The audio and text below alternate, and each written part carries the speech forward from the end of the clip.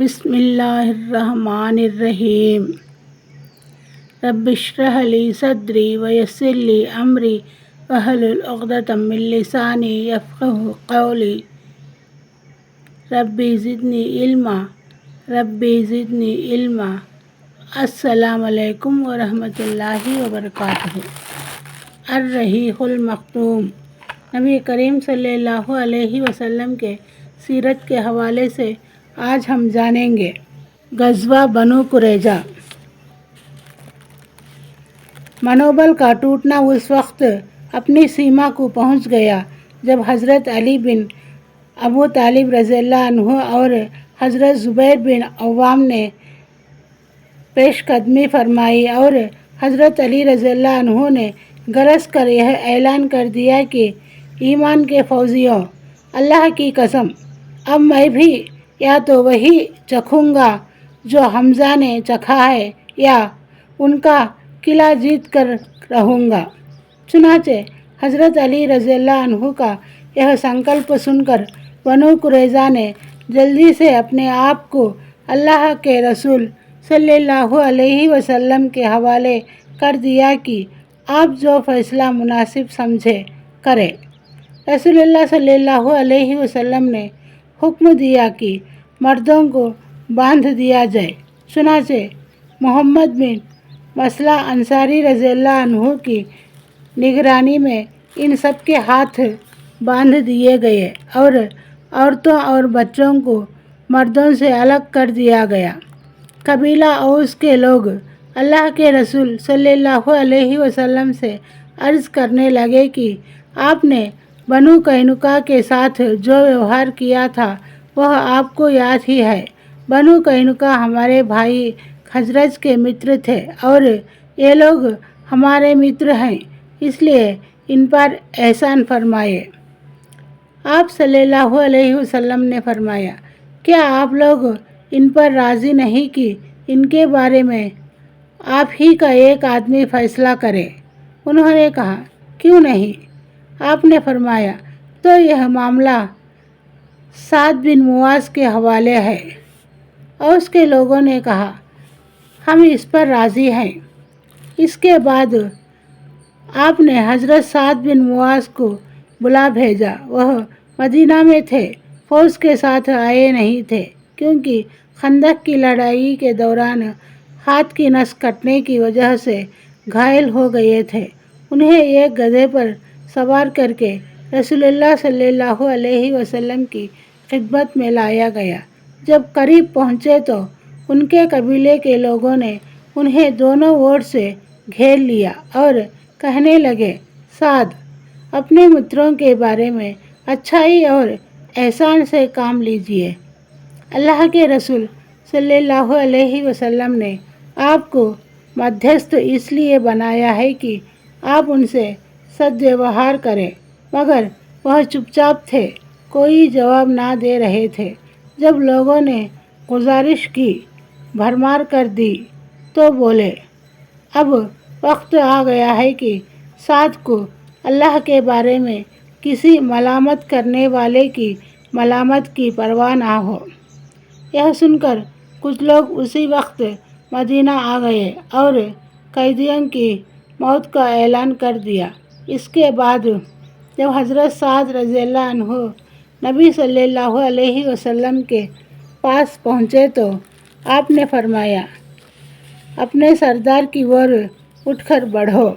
لوگوں نے بڑھ کر جب انہیں اتار لیا تو کہا، اے سعد، یہ لوگ آپ کے فیصلے پر اترے ہیں۔ حضرت سعد نے کہا، کیا میرا فیصلہ ان پر لاگو ہوگا؟ لوگوں نے کہا، جی ہاں۔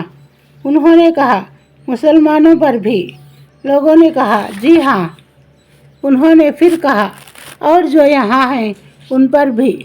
ان کا اشارہ رسول اللہ صلی اللہ علیہ وسلم کی آرام گاہ کی اور تھا، مگر مان سمان کی وجہ سے چہرہ دوسری اور کر رکھا تھا۔ آپ صلی اللہ علیہ وسلم فرمایا، جی ہاں، مجھ پر بھی۔ حضرت سعد نے کہا، تو ان کے بارے میں میرا فیصلہ یہ ہے کہ مردوں کو قتل کر دیا جائے، عورتوں اور بچوں کو कैदी बना लिया जाए और माल बांट दिया जाए। अल्लाह के रसूल सल्लल्लाहु अलैहि वसल्लम ने फरमाया, तुमने इनके बारे में वही फैसला किया है जो 7 आसमानों के ऊपर से अल्लाह का फैसला है।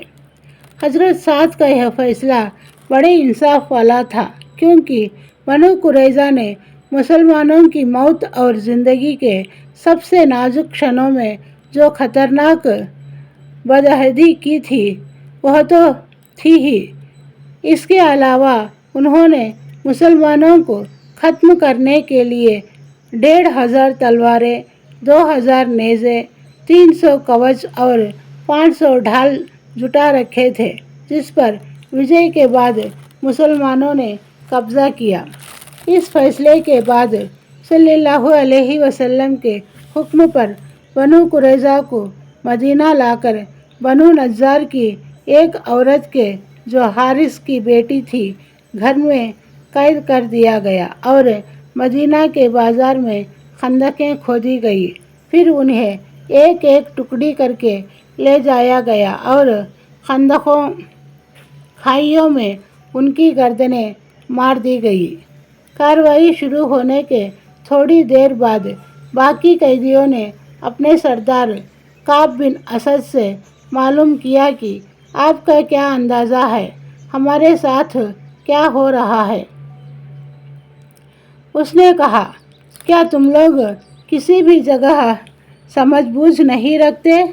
देखते नहीं कि पुकारने वाला रुक नहीं रहा है और जाने वाला पलट नहीं रहा है। यह अल्लाह की कसम कत्ल है। बहरहाल इन सब की, जिनकी तादाद 600 और 700 के बीच थी, गर्दनें मार दी गई। इस कार्रवाई के ज़रिए धोखाधड़ी और खियानत के उन सांपों का पूरी तरह खात्मा कर दिया गया जिन्होंने पक्का अहद व करार तोड़ा था।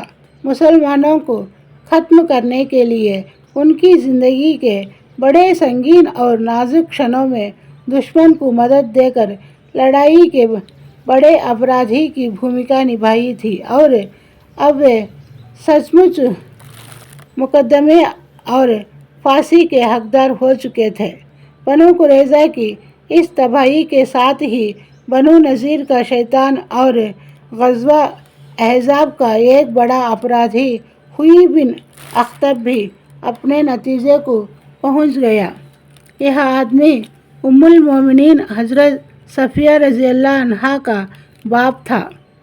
कुरैश और गफ्तान की वापसी के बाद जब बनु कुरैज़ा के घेराव किया गया और उन्होंने किलाबंदी की तो यह भी उनके साथ किलाबंद हो गया था, क्योंकि ग़ज़वा अहज़ाब के दिनों में यह आदमी जब काब बिन असद को धोखाधड़ी और खियानत पर तैयार करने के लिए आया था तो उसका वादा कर रखा था और अब इसी वादे को निभा रहा था। उसे जिस वक्त नबी सल्लल्लाहु अलैहि वसल्लम की खिदमत में लाया गया, एक जोड़ा पहने हुए था, जिसे खुद ही हर ओर से एक एक अंगुल फाड़ रखा था ताकि उसे माले गनीमत में ना रखवा लिया जाए। उसके दोनों हाथ गर्दन के पीछे रस्सी से एक साथ बंधे हुए थे। उसने रसूलुल्लाह सल्लल्लाहु अलैहि वसल्लम को संबोधित करके कहा, सुनिए, मैंने आपकी दुश्मनी पर अपने आप को मलामत नहीं की, लेकिन जो अल्लाह से लड़ता है मगलूब होता है। फिर लोगों को खिताब करते हुए कहा, लोगों, अल्लाह के फ़ैसले में कोई हर्ज नहीं, यह तो भाग्य का लिखा है और एक बड़ी हत्या है जो अल्लाह ने बनी इसराइल पर लिख दिया था। इसके बाद वह बैठा और उसकी गर्दन मार दी गई। इस घटना में बनु कुरैज़ा की एक औरत भी कत्ल की गई।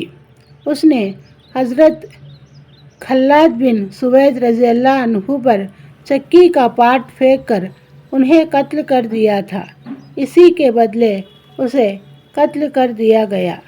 رسول اللہ صلی اللہ علیہ وسلم کا حکم تھا کہ جس کے ناف کے نیچے بال آ چکے ہو اسے قتل کر دیا جائے، چونکہ حضرت عطیہ قریظی کو ابھی بال نہیں آئے تھے، اس لیے انہیں زندہ چھوڑ دیا گیا۔